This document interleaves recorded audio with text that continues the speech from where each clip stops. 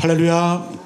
오늘 함께 예배하신 모든 분들 위해 주님의 사랑과 은총이 우리 모두에게 함께 하시길 축복하며 기원합니다. 우리 오랜만에 인사할까요? 앞뒤 잡은 손 인사합니다. 만나서 반갑습니다. 하나님 은혜가 함께 하길 바랍니다. 오늘도 예배하는 모든 분들 위해 주의 축복과 은혜가 함께 하시길 바랍니다. 또 가정에서 또 병상에서 영상으로 예배드리는 모든 분들 위에도 하나님의 동일한 축복과 은혜가 함께하기를 간절히 바랍니다. 오늘 말씀 제가 따라합니다. 신앙의 복귀. 신앙의 복귀라는 제목으로 함께 말씀의 은혜를 나누겠습니다. 복귀 뭘까요? 우리 조영상 하나님 잘 아시죠? 바둑을 두시는 분들은 아시죠? 그죠? 복귀. 바둑 두고 난 다음에 복귀하잖아요. 다시 더 보잖아요. 그죠? 하수들은 바둑 두고 난 다음에 바둑을 담기 바쁜데 고수들은 한번 다 두고 난 다음에 이긴 자, 진 사람이 함께 앉아가지고 다시 더 봐요. 자기가 그 둔 돌들을 하나하나 점검하면서 다시 한번 복귀하는, 그거를 복귀라고 말하는 거예요. 어찌 보면 이 복귀, 다시 복자에다가 바둑기자에서 바둑을 다시 둔다라는 그런 의미가 있습니다. 점검한다는 얘기죠.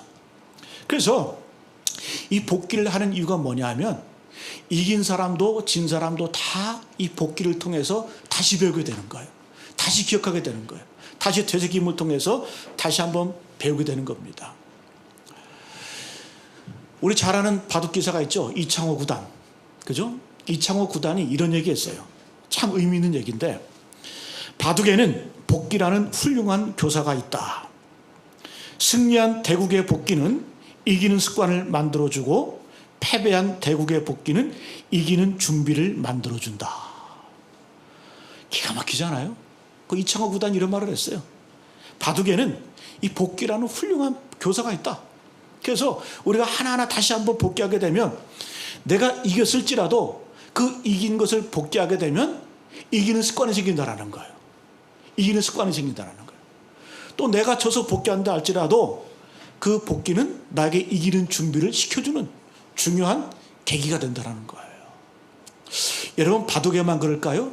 우리 인생도 마찬가지입니다. 우리 인생도 반드시 복귀가 있어야 돼요. 우리가 한 해를 보내면서, 이제 중반을 보내면서 지나간 6개월을, 지나간 세월들을, 지나간 인생들을 다시 한번 복귀해야 됩니다. 그래야 복이 되는 거예요. 그게 능력이라는 거예요. 그래서 새롭게 점검한 이후에 새로운 이제 내게 주어진 인생을 향해서 나아가는 것이, 그렇게 할 때 어떻게 우리 인생은 이기는 습관이 생깁니다. 또 반대로 내가 인생에서 때로는 실패하고 넘어졌다 할지라도 다시 한번 복귀를 통해서 이기는 준비를 하는 거예요. 다시 한번 준비하고 승리할 수 있는 겁니다. 그래서 오늘 말씀의 제목을 신앙의 복귀로 세웠습니다. 여러분, 복귀가 왜 중요할까요? 왜 복귀를 해야 될까요? 인생은 항상 변질되기 때문에 복귀를 해야 됩니다. 오늘 1절에 보니까 중요한 단어가 나와요. 그죠? 슬프다 어찌 그리 금이 빛을 잃고 순금이 변질하였으며, 순금이 변질하였으며, 변질되었다라는 거예요. 우리 인생을 가만히 놔두면, 복귀하지 않으면, 기억하지 않고 생각하지 않고 되새기지 않으면 반드시 어떻게 된다? 변질되기 때문에 반드시 우리 인생을, 신앙도 복귀를 해봐야 된다는 거예요. 신앙의 기본이 무너졌다는 겁니다. 다 무너지게 됐다는 거예요. 그러면 우리가 나도 모르는 사이에 변질되는데, 썩게 되는데 언제 삶의, 인생의, 신앙의 변질이 올까요? 보통 세 가지 경우에 우리 인생이 변질이 됩니다. 첫 번째는 삶의 사이즈가 달라질 때, 삶의 크기가 달라질 때 사람은 변질되는 경우가 참 많이 있습니다. 가난할 때는 오히려 순수한 분들이 많아요. 오래 주님 붙들고 주님 바라보고 기도하고 주님 의지하면서. 근데 어느 순간 나도 모르는 사이 풍요로워져요? 그럼 나도 모르는 사이 변질이 됩니다. 변질이 돼요. 먹고 살만하면 변질되는 게 바로 우리 인생인 거예요. 여러분, 교회도 그렇죠. 교회도 작은 교회일 때, 초대교회 때는 순수함을 유지했습니다. 그러나 교회가 대형화되고 기업화되면서 변질되는 거예요. 세습이 일어나고, 세상에서도 하지 않는 일들이 일어난다는 거예요. 교회 안에서 변질되는 거죠. 변질되는 거죠. 예전에 다큐 영화 가운데 코바디스라는 그 다큐 영화를 본 적이 있는데, 제 기억에 남는 단어가 있더라고요. 어떤 문장이냐 하면 기독교는 로마로 가서 제도가 되었고 유럽으로 건너가 문화가 되었고 미국으로 건너가 기업이 되었고 한국으로 건너와서 대기업이 되었다. 아픈 고백이죠. 아픈 고백이에요. 여러분, 로마의 BC 313년에 콘스탄틴 대제에 의해서 기독교가 로마의 국교로 공인이 됩니다. 다 화로했어요. 하나님이 승리하셨다. 하나님이 이기셨다. 근데 그게 좋은 거예요? 하루 전만 해도 핍박했던 사람들이 황제의 칙령에 의해서 교회 다녀야 돼. 그럼 그게 올바른 신앙일까요? 핍박하던 사람들이 갑자기 회개도 없이, 신앙에 회개가 없이, 결단이 없이 갑자기 교회 다니는 거예요. 그게 무슨 복일까? 그게 무슨 승리일까? 그래서 여러분, 어거스틴은 땅을 치면서 웁니다. 신앙에 맞은 초대 교보들은 그 교회 어찌 보면 세상으로 바라볼 땐 승리이고 성취이고 기적인 것 같지만 그걸 바라보면서 눈물을 흘리는 거예요. 눈물을 흘리는 거예요. 그래서 신앙의 절개를 유지하기 위해서 어디로 가요? 사막으로 가기도 하고, 어떤 사람은 산으로 가기도 하고, 고행을 하면서 신앙의 순수함을 유지하기 위해서 그렇게 했다라는 거예요. 여러분, 변질된다라는 거예요. 변질. 사이즈가 달라지면 변질돼요. 이거 우리 조심해야 돼. 조심해야 돼. 개인적으로, 교회적으로도 이 삶의 사이즈가 달라지면 반드시 나도 모르는 사이에 변질되기 쉽다라는 거예요. 두 번째는 언제 변질되냐? 고난이 올 때 변질이 됩니다. 고난. 여러분, 고난이 오면 믿음이 필요해요. 믿음을 히브리어로 에무나라고 표현하거든요. 에무나. 근데 이 에무나, 믿음이라는 뜻인데 똑같은 의미가 뭐였냐? 참다, 견디다, 인내하다, 그런 뜻이에요. 그러니까 믿음이라는 단어와 견디다, 참다라는 건 인내와는 같은 단어예요. 에무나, 에무나. 근데 우리는 고난이 오면 기억하고 생각하고 복귀하는 것이 아니라 쉬운 길을 찾아가요. 쉬운 방법을 선택해. 그래서 지금 당장 현재 이걸 해결하려고 그래요. 그래서 뭘 찾아갑니까? 우상숭배하게 되죠. 사랑이 그랬잖아요. 하나님이 고난을 주시고 기다리라고 말씀하셨으면 어떻게? 기다려야 되는데 신접한 여인을 찾아 무당을 찾아가잖아요. 아방이 그랬잖아요. 하나님께서 강성한 꼴을 형성해 주셨어요.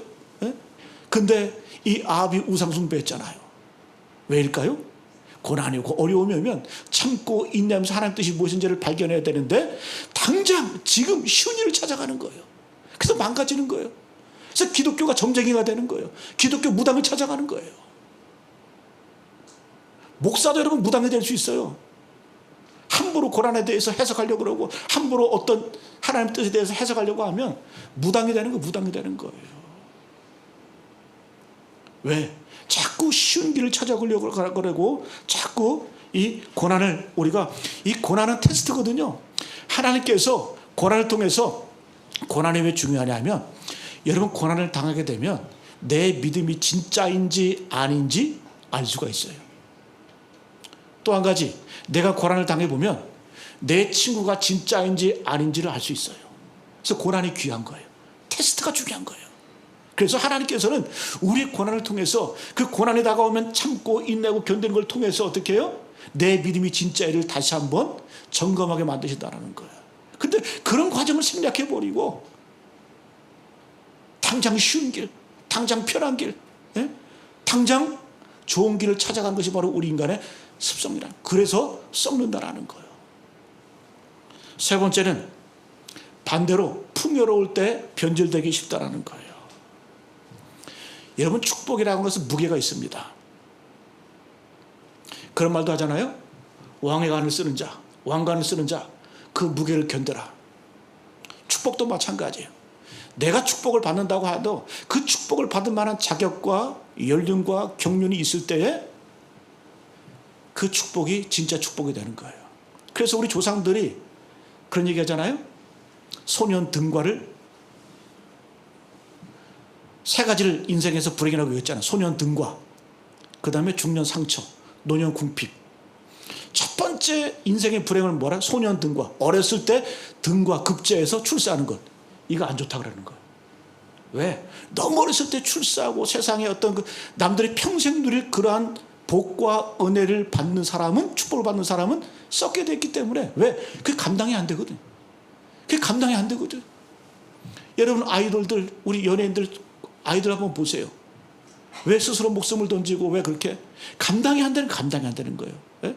그 인기, 그 축복을 받다가 갑자기 그것이 사라져 버리면 그걸 감당할 수 있는 어떤 그러한 연륜이 안 되기 때문에 그래서 무너지는 거예요. 그래서 힘든 거예요. 그래서 우리 조상들은 지혜가 있는 거죠. 소년 등과 소년에 급제하는 것, 이거 별로 좋은 것 아니라는 거예요. 여러분, 신명기에서 말씀하는 게 뭡니까? 신명기, 우리가 새벽 시간에 신명기 말씀 우리가 묵상했잖아요. 똑같은 걸 반복해요. 기억하고 기억하라. 응? 너희들의 애굽에서 나와서 하나님의 인도함을 받아서 가나안 땅에 들어갈 때 너희들이 은금이 증식이 되고 집을 짓고 농작물이 많아지고 소유가 풍성할 때 그때 조심하라. 너희들이 하나님을 잊어버릴까 내가 염려하노라. 하나님의 염려가 그때부터 나오는 거예요. 풍요로울 때 썩기 쉽고 변질되기 쉽다라는 거예요. 그래서 신명기의 내용이 뭐야? 다른 거 아닙니까? 신명기 다시 신자죠. 기억하고 기억하고 기억하고 기억하라. 이게 바로 신신당부하는 말씀이 바로 신명기의 말씀이에요. 여러분, 오늘 우리 한 해 중반을 보내면서 우리 신앙을 다시 한번 복귀하시기를 축복합니다. 다시 한번 하나님의 은혜를 기억하고 다시 한번 예배를 회복하고 첫사랑을 회복하고 눈물을 회복할 때 우리 신앙이 썩지 않는 거예요. 하나님이 기뻐하시는 그러한 인생을 살아가게 되는 줄로 믿습니다. 여러분, 그렇습니다. 그래서 우리가 하나님을 바라볼 때 하나님이 우리에게 좋은 것 주세요. 예? 참 신기하더라고요. 우리가 기도하며 주렵게 구하면 하나님께서는 내가 구하는 것을 주시기보다는 좋은 것을 주시더라고요. 참 신기해요. 그죠? 뉘앙스가 조금 달라요. 그러나 여러분, 완전히 차이가 있는 거예요. 하나님께서는 내가 구하는 것보다 좋은 것을 주시더라고요. 그러면 하나님께서는 좋은 것만 주십니까? 달콤한 것만 주십니까? 아니죠. 때로는 우리 인생을 위해서 쓴 것도 주고 매도 치시고 아픔도 주시고 쓴 것도 주세요. 그러면 달게 받아야 돼. 달게 받아야 돼. 여러분, 하나님께서 왜 그렇게 다윗을 사랑하셨을까요? 다윗은 그의 인생을 보게 되면 깨끗하게 산 것만도 아니에요.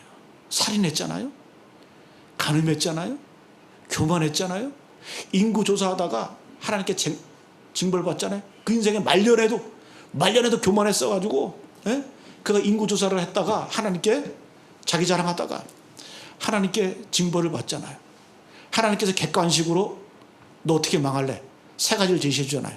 첫 번째, 7년 기근. 7년 동안 이스라엘 땅에 기근이 오는 벌을 택할 거냐. 또 한 가지는 뭐냐? 원수에게 쫓겨서 석 달 동안 도망 다닐 거냐. 마지막 한 가지는 사흘 동안 전염병을 받겠느냐. 선택해라. 선지자를 통해서. 근데 다윗이 벌을 받을 때도, 하나님께 책망을 받을 때도 귀한 선택을 합니다. 전염병을 선택하죠. 사흘 동안 이스라엘 땅에 전염병이 임해서 7만 명이 죽습니다. 근데 왜 다윗은 원수에게 쫓기는 것, 이걸 선택하지 않고 하나님께 전염병을 달라고 이렇게 구했을까요? 맞아도 하나님께 맡겠다라는 거예요. 때려도 하나님이 때려주시는 채찍 맡겠다라는 거예요. 그러니까 하나님이 얼마나 이뻐. 그죠? 야, 다윗은 매를 맞아도 벌을 받아도 내가 하나님께 맡겠다라는 거예요. 내가 원수에게 쫓겨서 석 달 동안 도망 다니는 것, 이걸 택하기보다는 내가 사람에게 책망받고 사람에게 벌 받는 것보다 내가 차라리 하나님께 벌을 받겠습니다. 그래서 그 선택하는 게 뭐예요? 하나님, 사흘 동안 이 땅에 전염병을 주십시오. 맞아도 하나님께 맞는 거예요. 주님이 때려주십시오. 예? 쓴 것도 다윗은 하나님께서 주시는 걸로 맞는 거예요. 그걸 달게 먹는 거예요. 그러니까 하나님 기뻐하시는 거예요. 그것이 전화위복이 되어서 어떻게 됩니까? 다윗이 회개하죠. 회개를 한 다음에 하나님이 처방을 내리셔요. 너 저기 아라우나 라는 사람의 집에 가서 그 집 타작마당이 있다. 그거 달라 그러지 말고 네 돈 주고 사. 네 돈 주고 사서 거기에서 속죄제물 드려라. 그래서 하나님께 다윗이 속죄 번제를 올려드립니다. 하나님이 기뻐하세요. 근데 놀란 건 뭔 줄 아세요? 그 아라우나 타작마당 그 터가 하나님의 성전이 세워지는 터가 됩니다. 하나님은 그렇게 영광스럽게 바뀌어주시는 거예요. 여러분, 지나온 세월을 보러보면서 내 신앙의 여정 가운데 다시 한번 복귀하시고 회복하시고 기본으로 돌아가시기를 축복합니다. 자꾸 지름길을 가려고 하지 마세요. 넘어진 자리에서 일어서는 거예요. 쉬운 길, 좋은 길 가보세요. 있나? 없어요. 여러분, 또한 또 한 가지 우리가 회복될 게 뭐냐? 눈물이 회복돼요. 눈물. 누가복음 8장에 보게 되면 천국 비유 가운데 씨 뿌리는 비유가 나옵니다. 마태복음 13장, 마가복음 4장, 누가복음 8장에 씨 뿌리는 비유가 3번 나오는데요. 특이한 표현이 있어요. 누가복음에 나오는 독특한 표현이 있습니다. 그 씨 뿌리는 비유 가운데 누가복음 8장 6절에 보게 되면 이런 말씀이 있어요. 씨앗이 더러는 바위 위에 떨어짐에 싹이 났다가 습기가 없음으로 말랐고. 이거 독특해요. 습기가 없음으로 말랐고. 씨앗이 떨어졌는데 돌밭, 바위 위에 떨어졌거든요. 근데 그 씨앗이 죽어. 왜? 돌밭이니까 습기도 없고 또 영양분도 공급을 받지 못하니까 습기가 말랐음으로 죽었다 그래요. 이건 누가복음에 나오는 표현이에요. 자, 뭘 상징할까요? 우리에게 주는 의미가 참 중요합니다. 우리 인생 여정 가운데 마찬가지로 우리 인생도 습기가 없으면 말라 죽어요. 눈물 없는 신앙, 메마른 신앙, 이 신앙 위험할 수가 있다는 거예요. 여러분, 우리가 기도를 하거나 주님 앞에 예배할 때 감격이 사라졌습니까? 눈물이 없습니까? 그 위험해지는 거예요. 눈물이 사라지는 그 순간 어떻게 해요? 그 신앙은 위험해지는 거예요. 성경은 뭐라고 말해요? 하나님의 복음이 땅에 떨어졌어요. 바위에 떨어졌어요. 뭐라고 표현합니까? 습기가 없음으로 말랐다. 눈물이 있어요. 눈물. 여러분, 눈물하면 생각나는 분이 계세요. 커넬 클라크라는 분인데 미국의 그 경제 대공황 때 시카고에서 사역했던 목사님이에요. 근데 이분이 주로 했던 게 뭐냐 하면 참 특이한 분이에요. 눈물이 참 많은 분이에요. 그러니까 이분이 어떤 일을 했냐면 그 시카고의 경제 대공황이 오니까 노숙자도 많아지고 뭐 깡패들, 마피아도 많고 막 그랬거든요. 근데 이분이 전도를 참 잘했어요. 누굴 잘했냐 하면 노숙자들, 그리고 그 마피아, 깡패들 전도를 잘했습니다. 근데 이분이 늘 설교할 때마다 울고 눈물 흘리고 울고 울어요. 예? 눈물이 나오는 거 하나님이 감동 주시니까 늘 때마다. 그게 너무 창피한 거예요. 이 목사님이 기도를 했어요. 하나님, 너무 우니까 내가 창피해 죽겠습니다. 이 눈물을 좀 멈추게 해주십시오. 이런 기도 때 하나님 응답해 주셨어요. 설교하는데 눈물이 사라졌어. 멋진 설교, 논리적인 설교. 자기가 생각해도 참 멋있는 설교를 한 거예요. 근데 놀라운 건 뭔 줄 아세요? 눈물이 사라지니까 돌아오는 사람이 없어. 눈물이 사라지니까 회개하고 주 앞에 돌아오는 사람이 없어요. 다시 기도했어요. 하나님, 다시 눈물을 회복시켜달라고. 다시 눈물이 회복됐대. 그래서 여러분, 깡패들을 전도시키고 노숙자들을 전도시키고 회개하게 만들고 눈물이 그만큼 중요한 거예요. 여러분, 우리 신앙의 습기가 사라지지 않기를 간절히 축복합니다. 습기가 있어야 돼요. 촉촉해야 돼요. 늘 하나님의 은혜 담비로, 성령의 충만한 은혜 담비로가 채워져야 됩니다. 눈물이 회복돼야 돼요. 오늘 여러분, 눈물을 잃어버린 사람들의 모습이 나오거든요. 3절에 보니까 우리 3절 말씀 같이 한번 볼까요? 3절 말씀 시작. 들깨들도 젖을 주어 그들의 새끼를 먹이나 딸내 백성은 잔인하여 마치 광야의 타조 같도다. 자, 성경에서는 여기 보면 들깨와 타조가 나와요. 옛날에는 들깨를 승냥이라고 해요. 승냥이. 근데 들깨와 타조는 성경에서 항상 부정적으로 언급을 합니다. 나쁜 것으로 언급을 해요. 왜? 들깨는, 승냥이는 자기가 토한 것을 다시 먹는 습성이 있어. 그래서 우리가 신앙생활할 때 신앙생활하면서 과거로 돌아가고 과거의 어떤 그 쾌락으로 돌아가는 것 마치 뭐 같다? 개가 토한 것을 도로 먹는 것과 똑같아. 그래서 이 성경에서는 들깨를 부정한 악한 것으로 표현합니다. 들깨보다 더 나쁜 게 뭐냐 하면 타조. 타조는 악할 뿐만 아니라 어리석어요. 멍청해. 네? 호주에서 타조를 잡을 때, 타조를 사냥할 때 어떻게 사냥하는 줄 아세요? 총을 들고 쫓아가는 게 아니에요. 그물을 들고 쫓아가는 것이 아니라 타조를 막 쫓아갑니다. 그런데 쫓아갈 때 그냥 일정한 거리를 두고 쫓아가기만 해. 잡으려고 하지 않고 그냥 일정한 거리를 두고 차로 막 쫓아갑니다. 얼마나 빠른지. 계속 쫓아가다 보면 타조가 지쳐가지고 지 혼자 지쳐가지고 풀숲에다 머리를 박아버려. 왜? 내가 안 보이면 사냥꾼도 안 보인다고 착각을 하는 거예요. 착각을 하는 거예요. 그래서 잡히는 거예요. 근데 이 타조가 더 악한 게 왜 악하냐 하면은 타조의 악함을 표현할 때 뭐라고 표현하냐? 이 새들, 타조도 새거든요. 이 새들 가운데 타조는 자기가 알을 낳고 그 알을 돌보지 않아요. 그게 타조예요. 그래서 타조 같은 엄마, 타조 같은 애미 하면은 자기 자식을 돌보지 않는 엄마를 말하는 거예요. 자기 자식을 보살피지 않는 그런 어미를 말하는 거예요. 그래서 악하다는 거예요. 여러분, 눈물이 마르면, 회개가 없으면 들깨처럼 됩니다. 그리고 눈물이 없으면 타조처럼 되는 거예요. 여러분, 다윗은 왕임에도 불구하고 그는 울 줄 알았어요. 히스기야도 눈물을 통해서 자기 생명이 15년 연장이 되었고, 눈물을 통해서 아수르 군대 18만 5천 군대를 물리쳤습니다. 다 눈물의 사람들. 예? 여러분들의 눈물이 있어야 자녀가 돌아옵니다. 자녀가 돌아오는 길 딱 한 가지밖에 없어요. 눈물밖에 없어요. 여러분, 오늘 이제 우리의 신앙을 복귀하면서 내가 회복될 것이 무엇인가 다시 한번 점검하시길 바랍니다. 첫사랑을 점검하시고. 신앙은 성장하는 거 아니에요. 지난주 말씀드렸죠? 우리가 신앙을 성장한다고 착각하는데 신앙은 성장하는 것이 아니라 초심으로 돌아가는 거예요. 처음으로 돌아가는 거예요.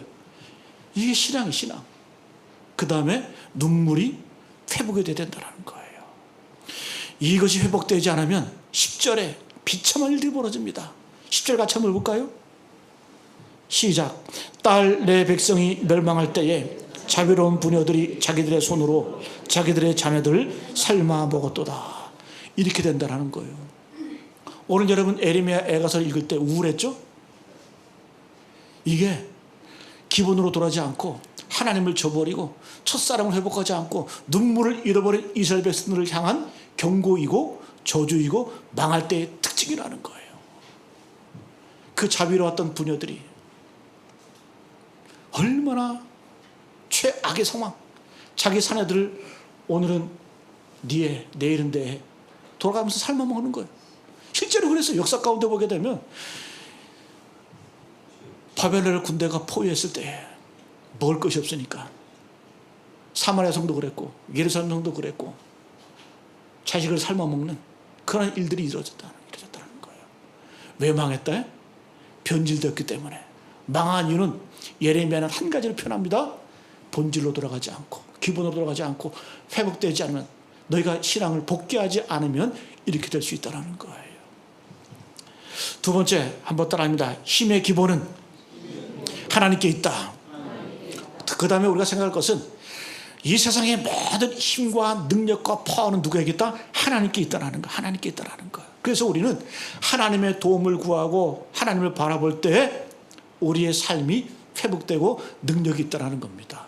여러분, 오늘 우리가 읽질 않았지만 예레미야서나 또 이사야서를 읽어보게 되면 이스라엘이 왜 망한 줄 아세요? 하나님 바라보지 않고 하나님과 발을 맞추지 않고 애굽을 바라보고 바벨론을 바라봤기 때문에 이스라엘이 망했다라고 예레미야 또 많은 선지자들은 진단을 합니다. 이 당시에 여러분 이스라엘이 망할 때가 시드기야 왕 때거든요. 이 시드기야는 유다의 20번째 왕이에요. 근데 이 바벨론이 침공을 한 다음에 예루살렘을 함락을 합니다. 그 다음에 왕을 세우는데 꼭두가시 왕을 세우죠. 시드기야 왕을 세워요. 근데 그 시드기야 왕이 끊임없이 애굽으로 갈까 바벨론으로 갈까 고민하는 거예요. 애굽으로 의지할까 바벨론을 의지할까. 그래서 어떻게 해요?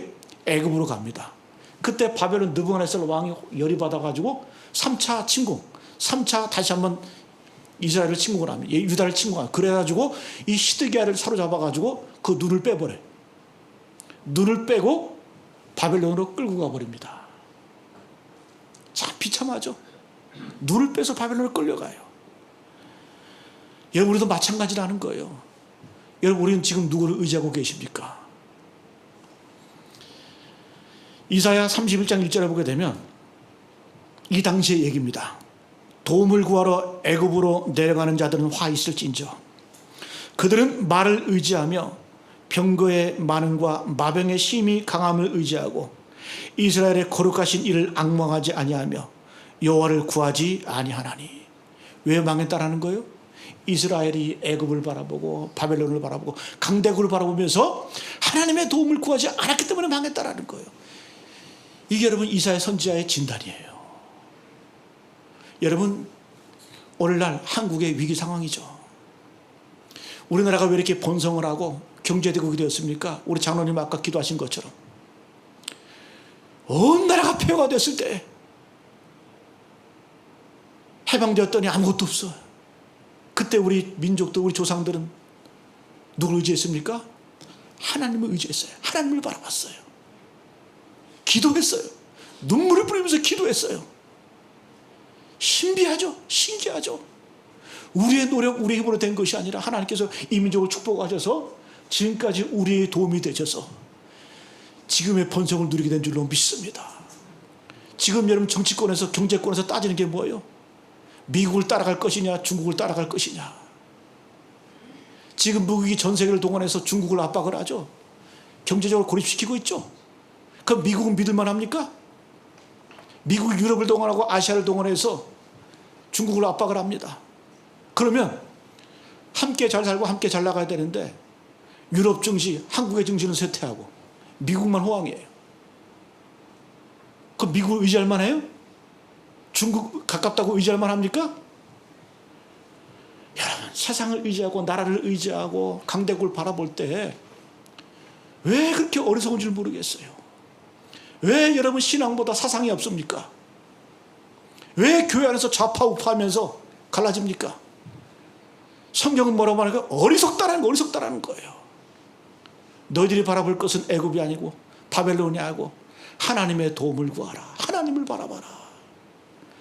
물론 여러분 이게 현실적이지 않은 것 같고 막막해 보여요. 그러나 그게 정답이고 그게 진리고 그게 우리 힘이라는 거예요. 여러분, 느헤미야는 바벨론 포로로 끌려가서 출세한 사람이잖아요. 바벨론 그 왕의 세계를 지배하고 다스렸던 그 바벨로니아 제국의 그 왕의 술 맡은 관원장, 최고의 권리까지 올라갑니다. 그가 총독이 되어서 바벨론 포로에서 귀환할 때에 파워 있게 오잖아요. 파워 있게 왕이 길을 열어주잖아요. 왕의 군대를 동원해서 왕의 대로로 예루살렘으로 귀환을 합니다. 그리고 그 유다 총독이 되어서 나라를 다시 한번 재건을 합니다. 그래서 그는 힘의 논리를 아는 사람이에요. 그 당시에 세계 최대 강대국 바벨론의 왕 밑에서 최고의 자리에까지 올라갔던 사람이에요. 그게 바로 느헤미야.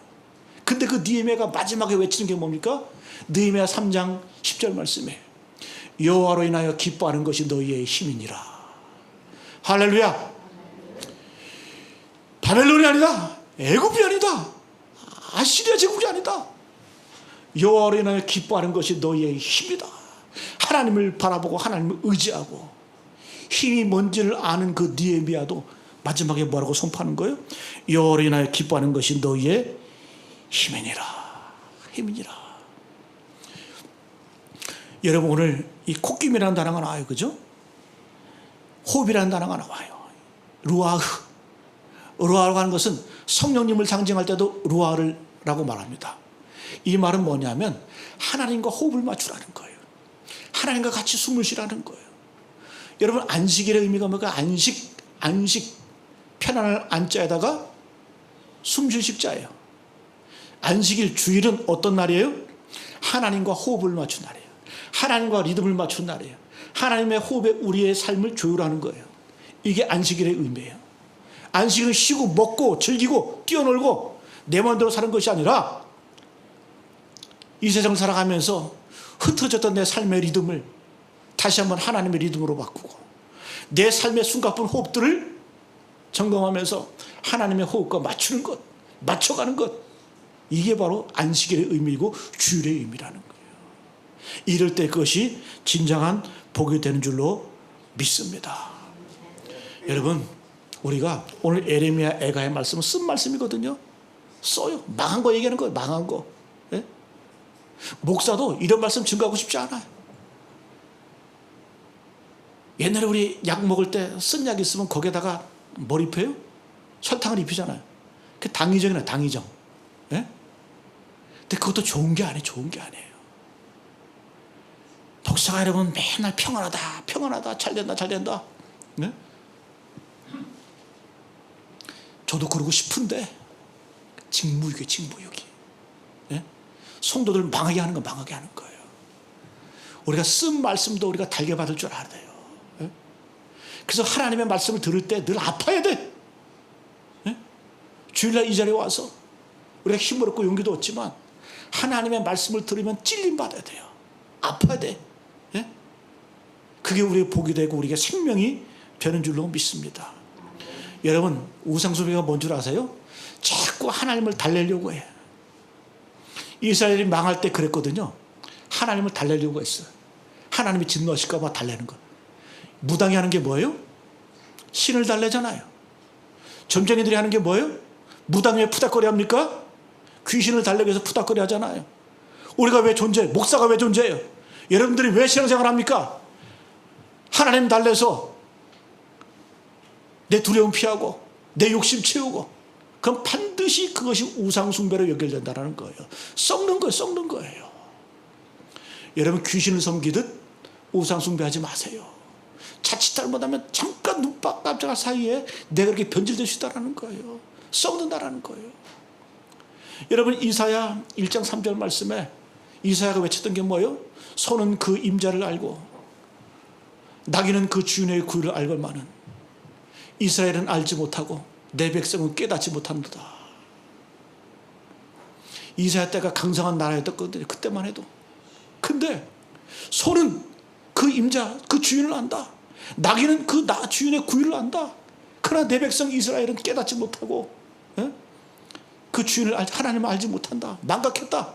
지금 잘 되는 것 같고 평안한 것 같지만 아니다. 그게 망하고 멸망하는 길이다. 기본으로 돌아가라. 회복되라. 이것을 우리에게 말씀해 주고 있습니다. 여러분, 오늘 이 유다 망한 것을 우리가 보면서 반면교사로 삼아야 돼요. 우리 신앙을 복귀 다시 한번 되새겨야 돼요. 다시 한번 기억해야 돼요. 그것이 복이라는 거예요. 신명기의 복이 뭐라고요? 기억하고 기억하고 생각하고 생각하고 다시 한번 되새겨라. 이것이 복이 된다는 겁니다. 여러분, 또한 신앙을 복귀하면서 여러분들의 십자가가 무엇인지, 여러분들의 사명의 짐이 무엇인지 늘 점검하시기를 축복합니다.